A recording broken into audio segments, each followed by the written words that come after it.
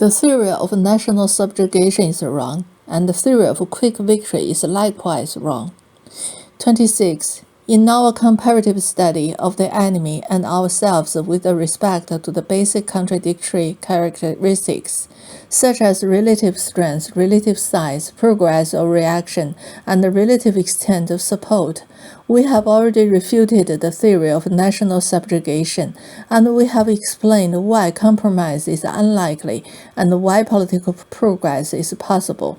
The subjugationists stress the contradiction between the strength and the weakness, and puff it up until it becomes the basis of their whole argument on the question, neglecting all the other contradictions.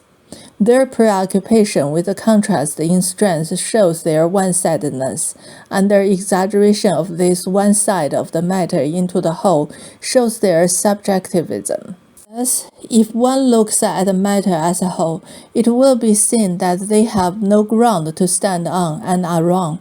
As for those who are neither subjugationists nor confirmed pessimists, but who are in a pessimistic frame of mind for the moment simply because they are confused by the disparity between our strengths and that of the enemy at a given time and in certain respects, or by the corruption in the country, we should point out them that their approach also tend to be one-sided and subjective, but in their case, correction is relatively easy. Once they are alerted, they will understand, for they are patriots and their errors only momentary. 27. The exponents of quick victory are likewise wrong. Either they completely forget the contradiction between strength and weakness, remembering only the other contradictions, or they exaggerate China's advantages beyond all semblance of reality and beyond recognition, or they presumptuously take the balance of forces at one time and place for the whole situation.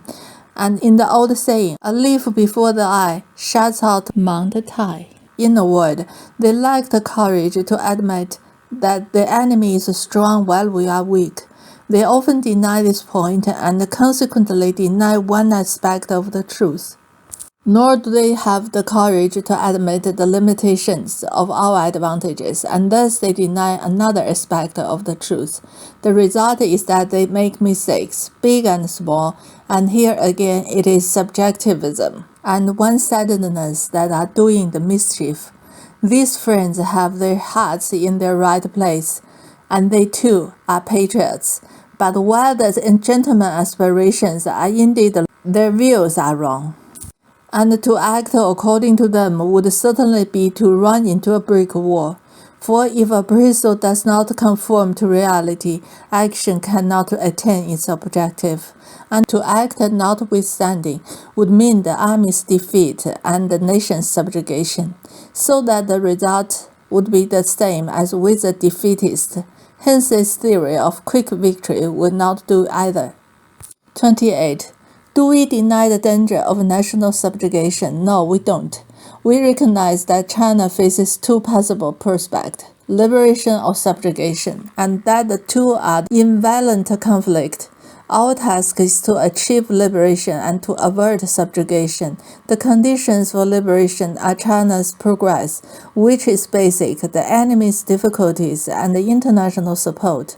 We differ from the subjugationists, taking an objective and all-sided view. We recognize the two possibilities of national subjugation and liberation, stress that the liberation is the dominant possibility, point out the conditions for its achievement, and strive to secure them. The subjugationists, on the other hand, taking a subjective and one-sided view, recognize only one possibility, that of subjugation. They do not admit the possibility of liberation and still less point out the conditions necessary for liberation or strive to secure them. Moreover, while acknowledging the tendency to compromise and corruption, we see other tendencies and the phenomena which we indicate will gradually prevail and are already in violent conflict with the former. In addition, we point out the conditions necessary for the healthy tendencies and the phenomena to prevail. We strive to overcome the tendency to compromise and to change the state of corruption. Therefore, contrary to the pessimists, we are not at all downhearted. 29. Not that we would not like a quick victory, everybody would be in favor of driving the devils out overnight. But we point out that in absence of certain definite conditions, quick victory is something that exists only in one's mind and not in objective reality, and that it is a mere illusion, a false theory. Accordingly, having made an objective and comprehensive appraisal of all the circumstances concerning both the enemy and ourselves, we point out that the only way to final victory is the strategy of protracted war, and we reject the groundless theory of quick victory. We maintain that we must strive to secure all the conditions indispensable to final victory, and the more fully and earlier these conditions are secured, the surer we shall be of victory, and the earlier we shall win it. We believe that only in this way can the course of the war be shortened, and we reject the theory of quick victory, which is just idle talk and an effort to get things on the cheap. Why protracted war?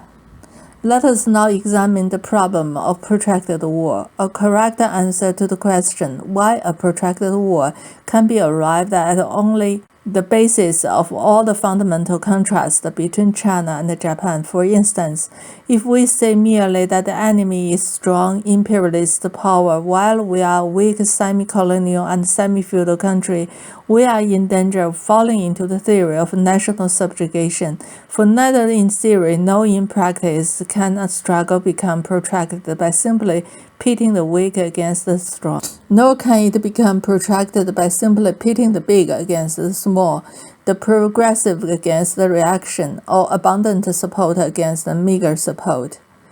The annexation of small country by big one or of a big country by a small one is a common occurrence. It often happens that a progressive country which is not strong is destroyed by a big reactionary country. And the same holds for everything that is progressive but not strong. Abundant or meager support is an important but a subsidiary factor, and the degree of its effect depends upon the fundamental factors on both sides.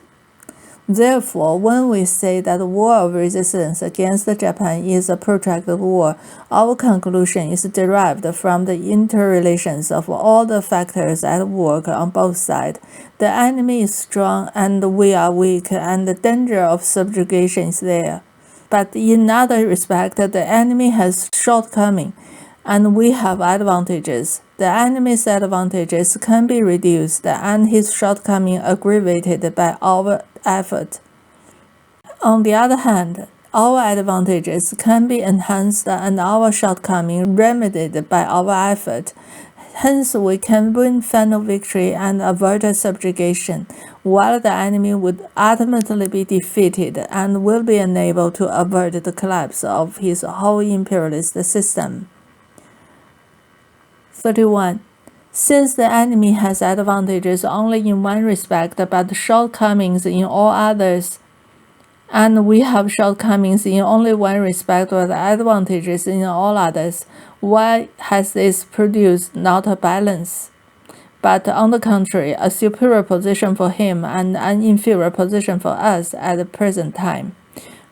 Quite clearly, we cannot consider the question in such a formal way. The fact is that the disparity between the enemy's strength and our own is now so great that the enemy's shortcomings have not developed and for the time being cannot develop to a degree sufficient to offset his strength, while our advantages have not developed and for the time being cannot develop to a degree sufficient to compensate for our weakness. Therefore, there can as yet be no balance, only imbalance. 32.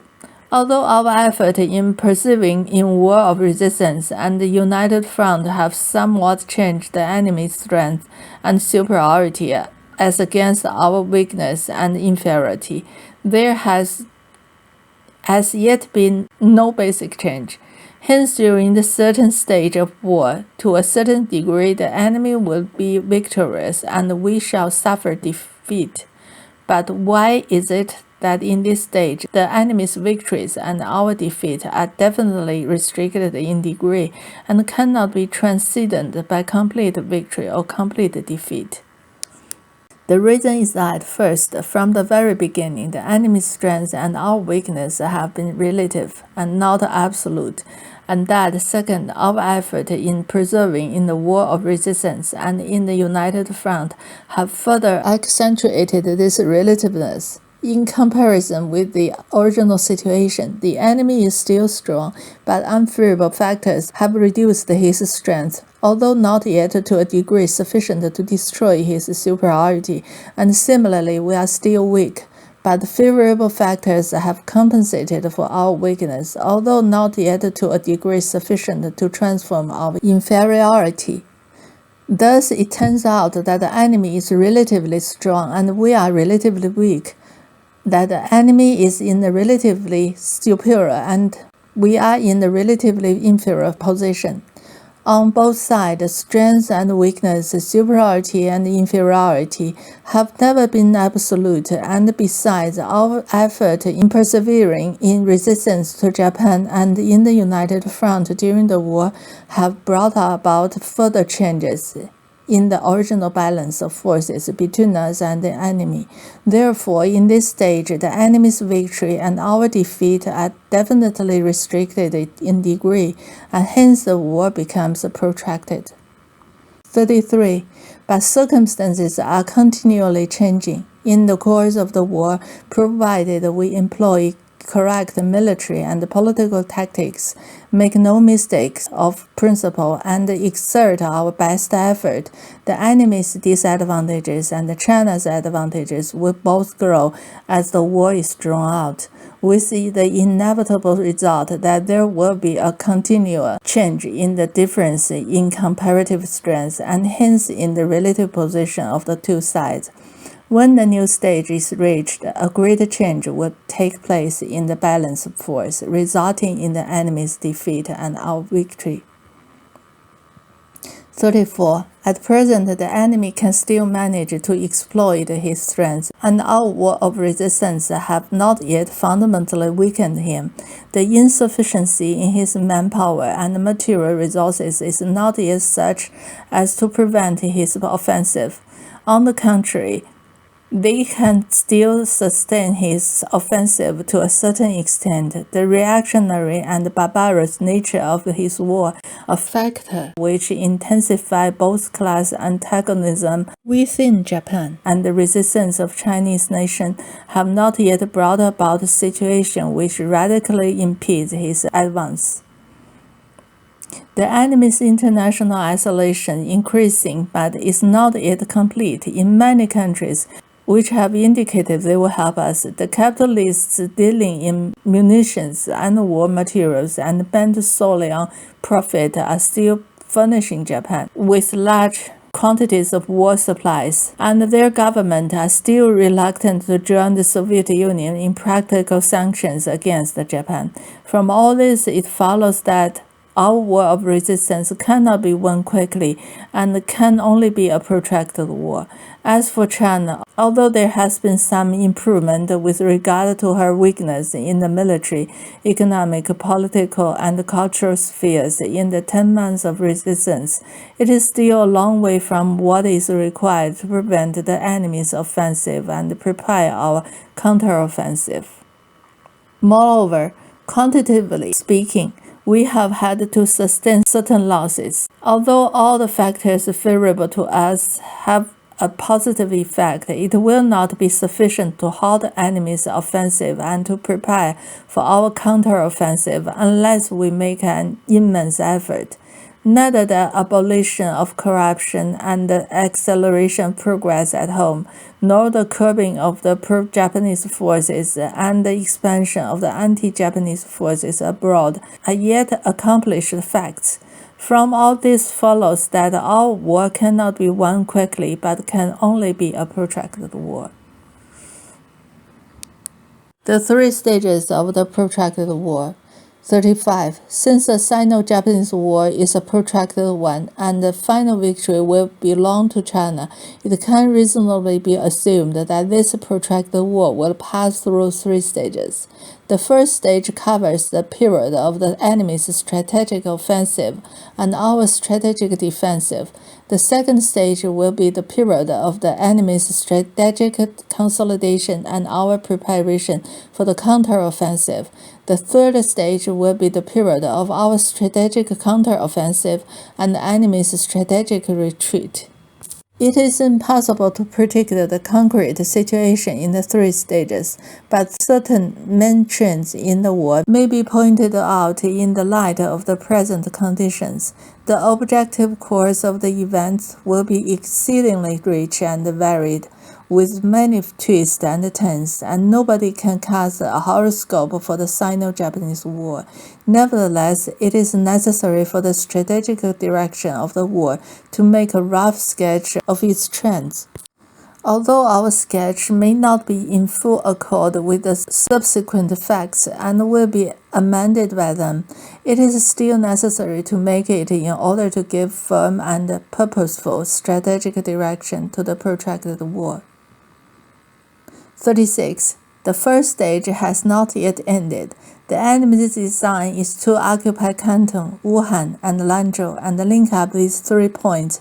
To accomplish this aim, the enemy will have to use at least 50 divisions, or about 1.5 million men, spend from 1.5 to 2 years, and expend more than 10,000 million yen. In penetrating so deeply, he will encounter immense difficulties with consequences disastrous beyond imagination. As for attempting to occupy the entire length of the Canton-Hankou Railway and the Xi'an-Lanzhou Railway, he will have to fight perilous battles and even so may not fully accomplish his design. But in drawing up our operational plan, we should base ourselves on the assumption that the enemy may occupy the 3 points and even certain additional areas, as well as link them up, and we should make a disposition for a protracted war, so that even if he does so, we shall be able to cope with him. In this stage, the form of fighting we should adopt is primarily mobile warfare, supplemented by guerrilla and positional warfare. Through the subjective errors of Kuomintang military authorities, positional warfare was assigned the primary role in the first phase of this stage, but it is nevertheless supplementary from the point of view of the stage as a whole. In this stage, China has already built up a broad united front and achieved unprecedented unity. Although the enemy has used and will continue to use base and shameless means to induce China to capitulate in the attempt to realize his plan for quick decision and to conquer the whole country without much effort, he has failed so far, nor is he likely to succeed in the future. In this stage, in spite of considerable losses, China will make considerable progress, which will become the main basis for her continued resistance in the second stage. In the present stage, the Soviet Union has already given substantial aid to China. On the enemy side, there are already signs of flagging morale, and his arms' momentum of attack is less in the middle phase of this stage than it was in the initial phase, and it will diminish still further in the concluding phase. Signs of exhaustion are beginning to appear in his finances and the economy. War weariness is beginning to set in among his people and troops, and within the clique at the helm of the war, war frustrations are beginning to manifest themselves, and pessimism about the prospect of the war is growing. 37. The second stage may be termed one of strategic stalemate. At the tail end of the first stage, the enemy will be forced to fix certain terminal points to his strategic offensive owing to his shortage of troops and our firm resistance. And upon reaching them, he will stop his strategic offensive and enter the stage of safeguarding his occupied areas.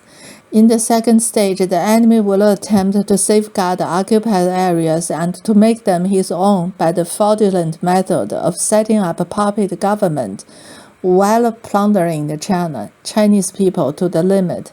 But again, he will be confronted with a stubborn guerrilla warfare.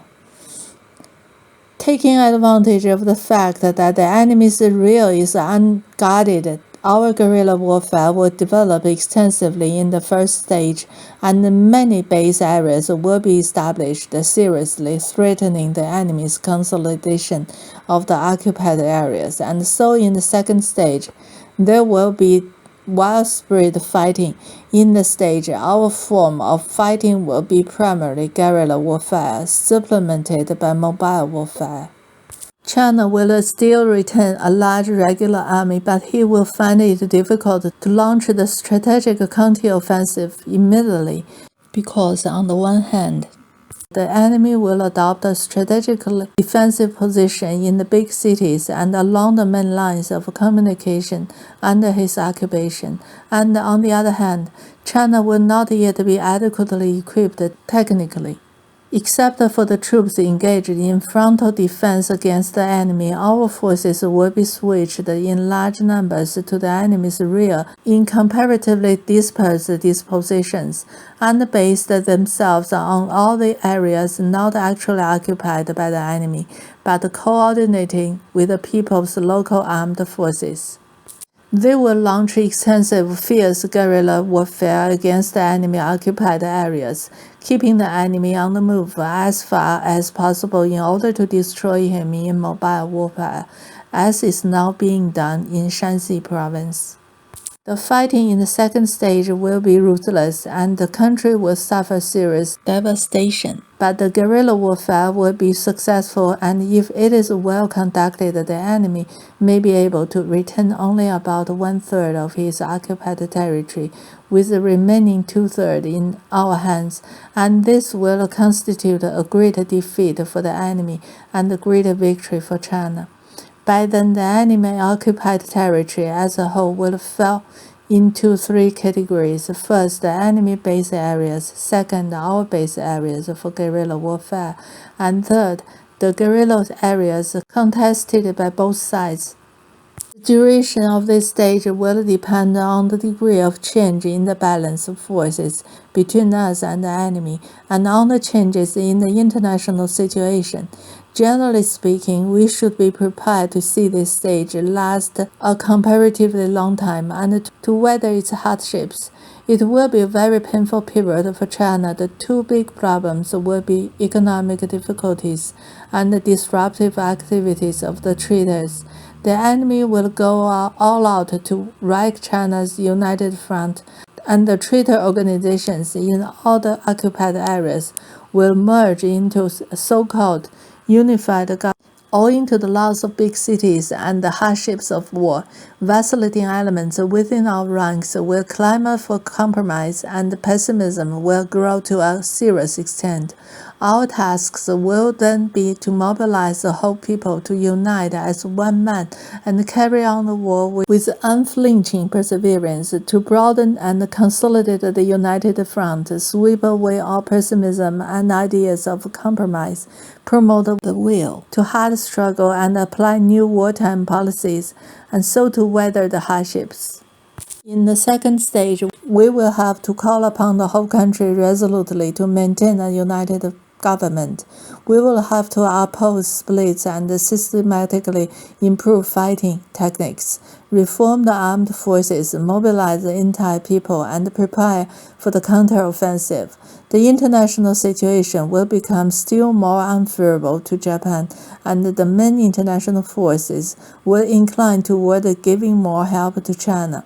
Even though there may be talk of realism of the Chamberlain type, which accommodates itself to fait accompli, Japan's threat to Southeast Asia and Siberia will become greater, and there may even be another war. As regards Japan, scores of her divisions will be inextricably bogged down in China.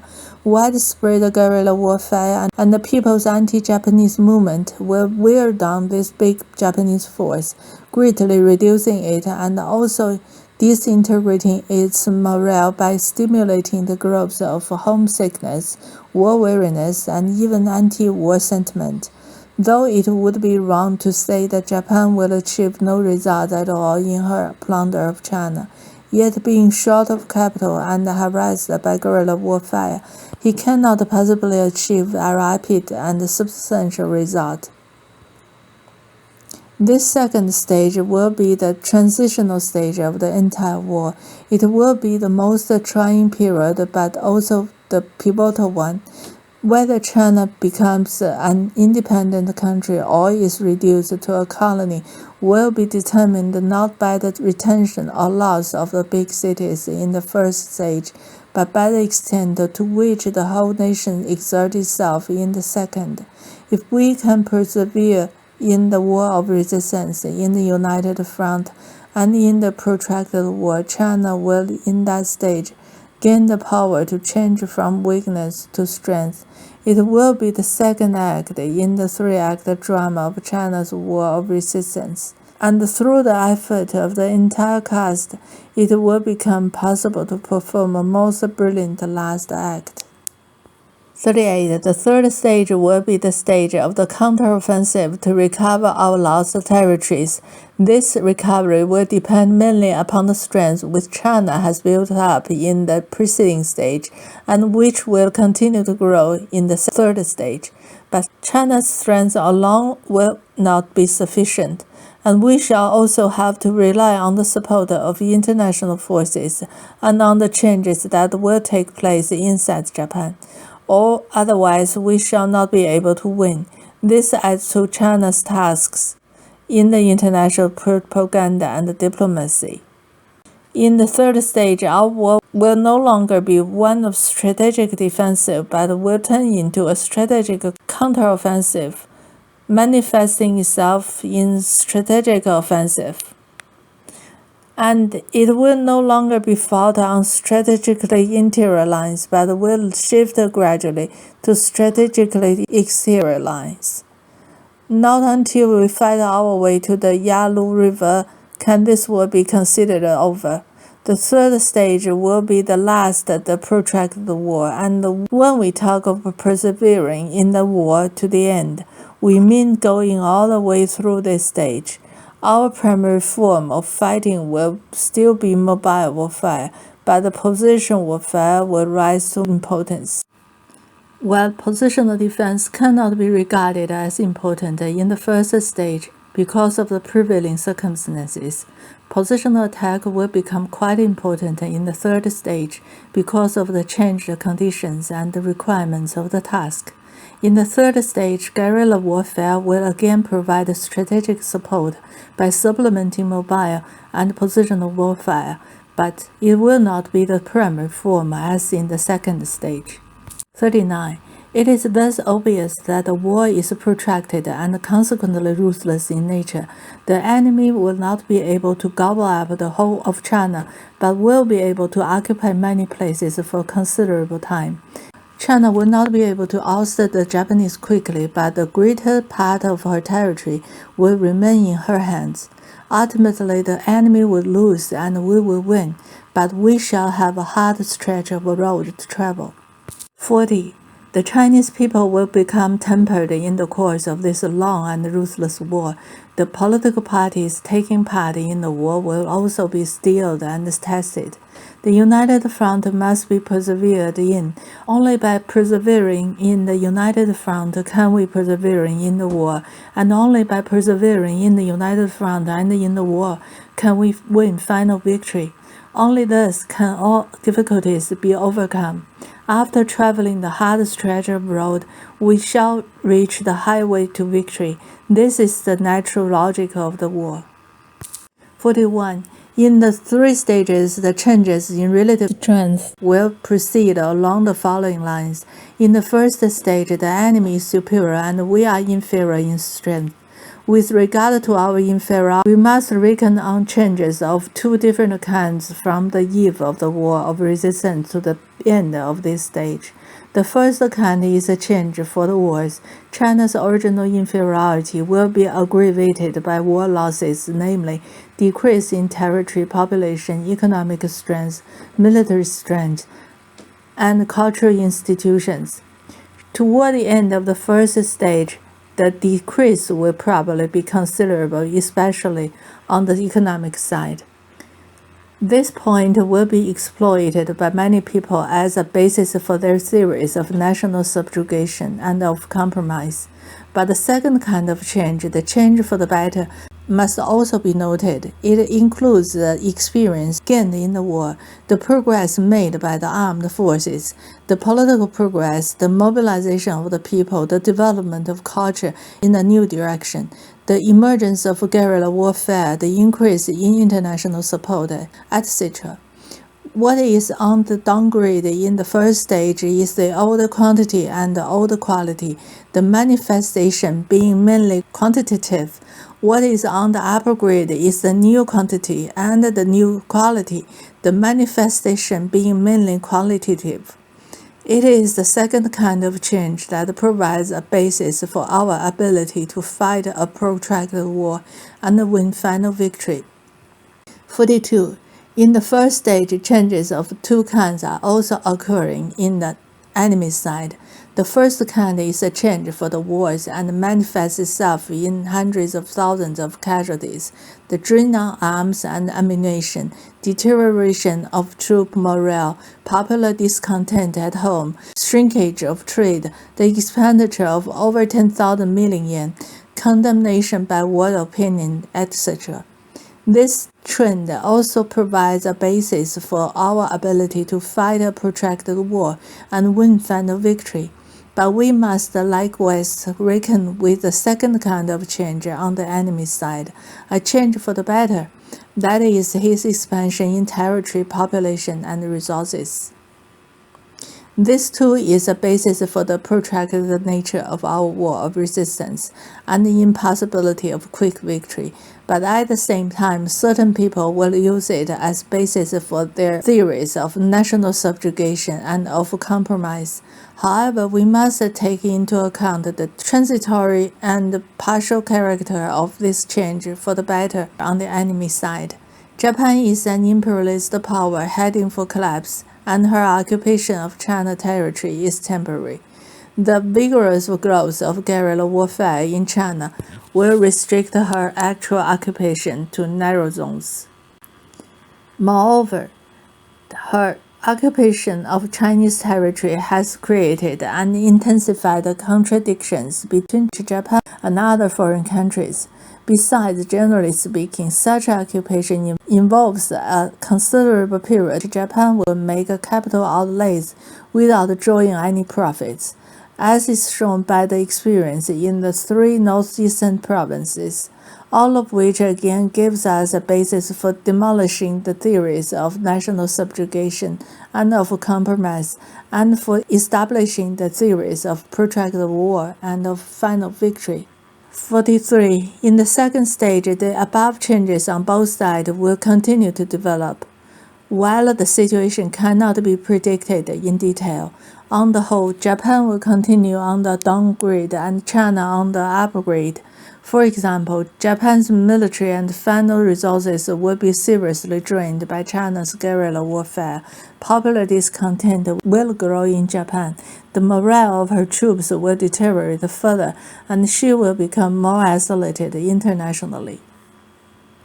As for China, she will make further progress in the political, military, and cultural spheres, and in the mobilization of the people. Guerrilla warfare will develop further. There will be some new economic growth on the basis of small industries and widespread agriculture in the interior. International support will gradually increase. The whole picture will be quite different from what it is now. This second stage may last quite a long time, during which there will be a great reversal in the balance of forces, with China gradually rising and Japan gradually declining. China will emerge from her inferior position and Japan will lose her superior position. First, the two countries will become evenly matched, and then their relative position will be reversed. Thereupon, China will in general have completed her preparation for the strategic counteroffensive and will enter the stage of the counteroffensive and the expulsion of the enemy. 44. Because of the unevenness in China's political and economic development, the strategic counteroffensive, the third stage, will not present a uniform and even picture throughout the country in its initial phase, but will be regional in character, rising here and subsiding there. During this stage, the enemy will not relax his divisive tricks to break China's united front. Hence, the task of maintaining internal unity in China will become still more important, and we shall have to ensure that the strategic counteroffensive does not collapse halfway through internal dissension. Take advantage of it in order to attain a complete liberation and establish an independent democratic state, which at the same time will mean helping the world anti-fascist movement. 45. China's moving from inferiority to parity and then to superiority. Japan moving from superiority to parity and then to inferiority. China's moving from defensive to stalemate and then to the counteroffensive. Japan moving from the offensive to the safeguarding of her gains and then to retreat. Such will be the course of the Sino-Japanese War and its inevitable trend. 46. Hence the question and the conclusion are as follows. Will China be subjugated? The answer is no. She will not be subjugated, but will win final victory. Can China win quickly? The answer is no. She cannot win quickly, and the war must be a protracted one. Are these conclusions correct? I think they are. 47. At this point, the exponents of national subjugation and of compromise will again rush in and say, to move from inferiority to parity, China needs a military and economic power equal to Japan's, and to move from parity to superiority, she will need a military and economic power greater than Japan's, but this is impossible, hence the above conclusions are not correct. 48. This is a so-called theory that weapons decide everything, which constitutes a mechanical approach to the question of war and a subjective and one-sided view. Our view is opposed to this. We see not only weapons but also people. Weapons are an important factor in war, but not a decisive factor. It is people, not things, that are decisive. The contest of strength is not only a contest of military and economic power, but also a contest of human power and morale. Military and economic power is necessarily wielded by people. If the great majority of the Chinese, of the Japanese, and of the people of other countries are on the side of our war of resistance against Japan, how can Japan's military and economic power, wielded as it is by a small minority through coercion, contest superiority? And if not, then does not China, though wielding relatively inferior military and economic power, become the superior? There is no doubt that China will gradually grow in military and economic power provided she perseveres in the war of the resistance and in the united front. As for our enemy, weakened as she will be by the long war and by internal and external contradictions, his military and economic power is bound to change in the reverse direction. In these circumstances, is there any reason why China cannot become the superior? And that is not all. Although we cannot as yet count the military and economic power of other countries as being openly and to any great extent on our side, is there any reason why we will not be able to do so in the future?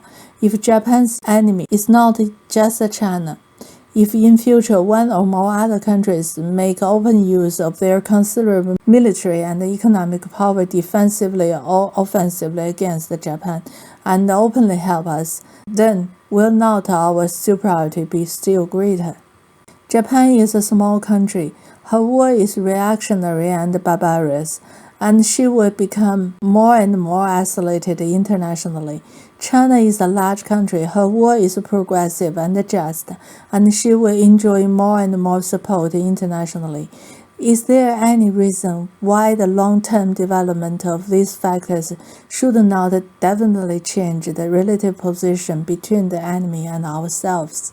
49. The exponents of quick victory, however, do not realize that war is a contest of strength, and that before a certain change has taken place in the relative strength of the belligerents, there is no basis for trying to fight strategically decisive battles and shorten the road to liberation. Were their ideas to be put into practice, we should inevitably run our heads into a brick wall. Or perhaps they are just talking for their own pleasure without really intending to put their ideas into practice.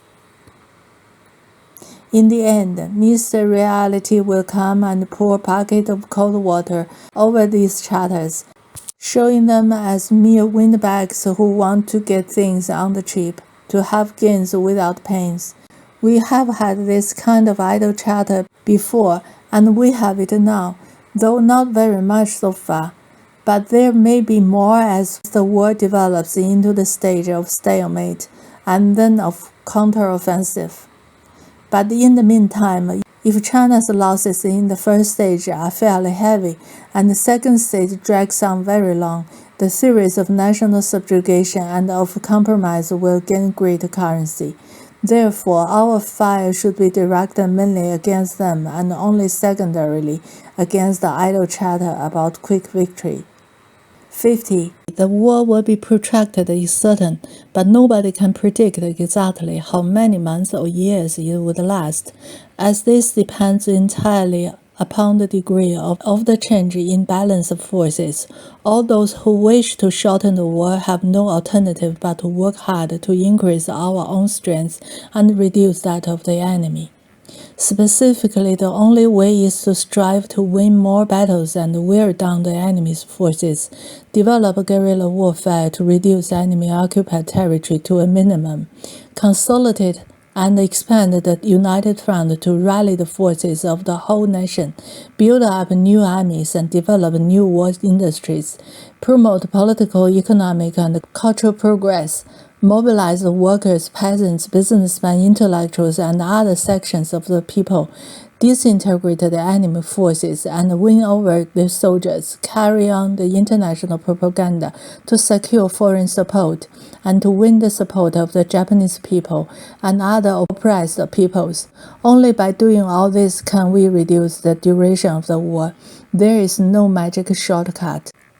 A war of jigsaw pattern. 51.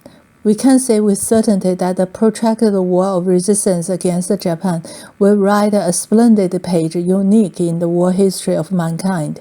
One of the special features of this war is interlocking jigsaw pattern, which arises from such contradictory factors as the barbarity of Japan and her shortage of troops on the one hand, and the progressiveness of China and the extensiveness of her territory on the other.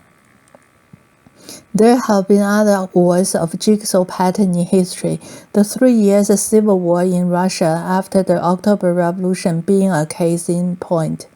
But what distinguishes this war in China is its especially protracted and extensive character, which will set a record in history. Its jigsaw pattern manifests itself as follows. 52. Interior and exterior lines. The anti-Japanese war as a whole is being fought on interior lines, but as far as the relation between the main forces and the guerrilla units is concerned, the former are on the interior lines, while the latter are on the exterior lines, presenting a remarkable spectacle of panzers around the enemy. The same can be said of the relationship between the various guerrilla areas. From its own viewpoint, each guerrilla area is on interior lines and the other area are on exterior lines. Together, they form many battlefronts which hold the enemy in panzers. In the first stage of war, The regular army operating strategically on interior lines is withdrawing, but the guerrilla units operating strategically on exterior lines will advance with great strides over wide areas to the rear of the enemy.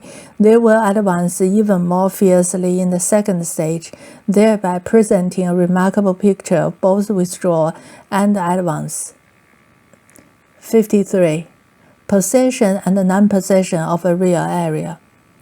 The main forces which extended the front lines to the outer limits of the enemy occupied areas are operating from the real area of the country as a whole. The guerrilla units which extended the battle lines into the enemy rear are separated from the real areas of the country as a whole. But each guerrilla area has a small rear of its own, upon which it relies to establish its fluid battle lines.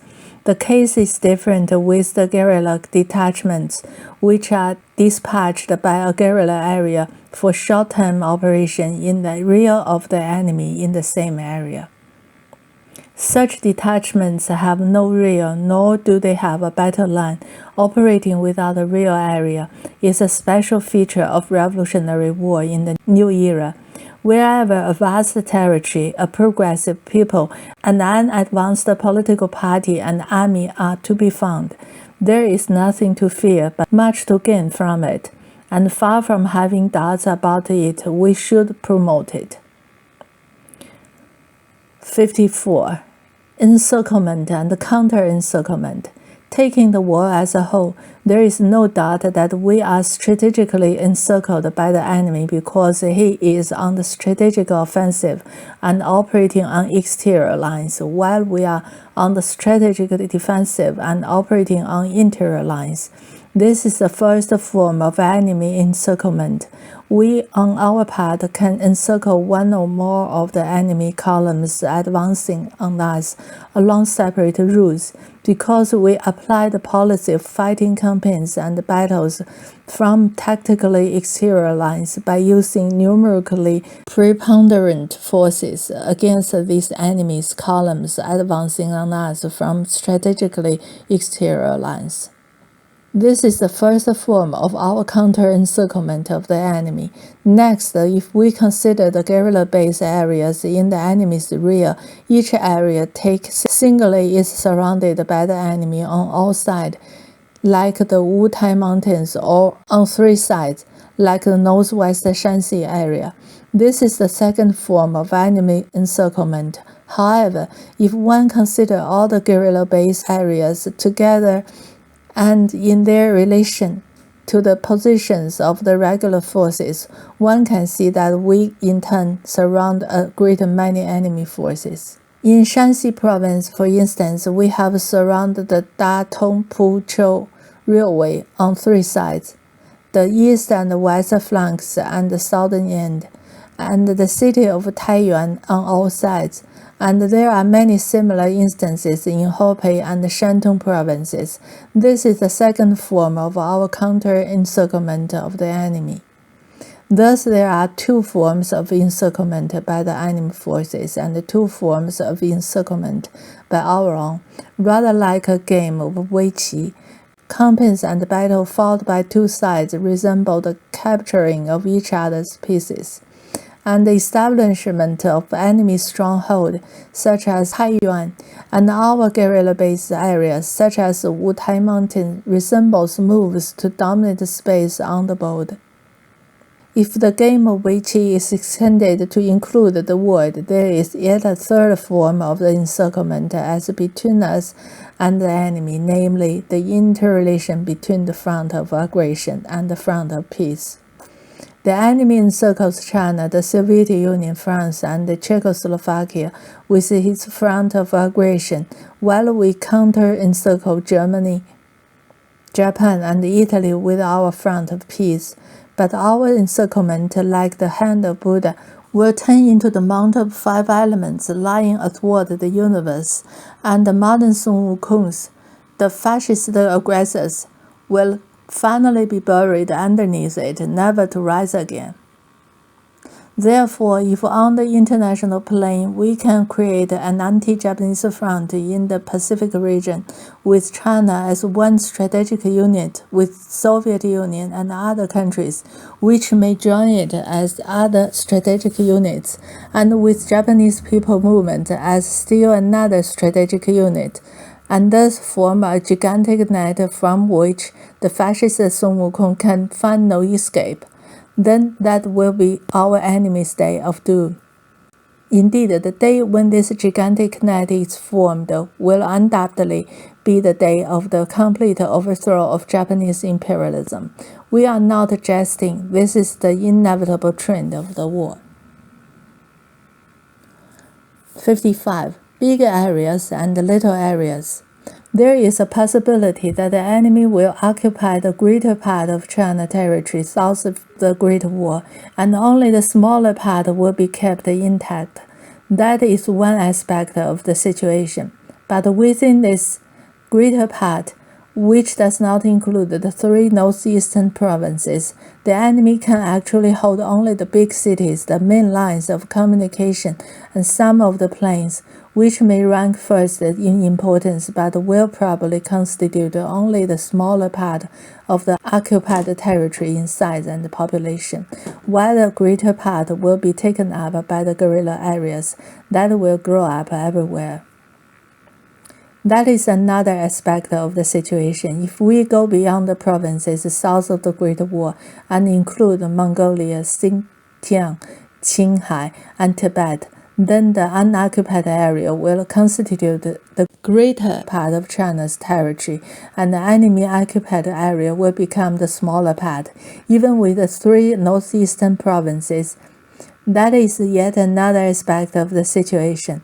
The area kept intact is undoubtedly important, and we should devote great effort to developing it, not only politically, militarily, and economically, but what is also important culturally. The enemy has transformed our former culture centers into culturally backward areas, and we, on our part, must transform the former culturally backward areas into culture centers. At the same time, the work of developing extensive guerrilla areas behind the enemy line is also extremely important, and we should attend to every aspect of this work, including the cultural.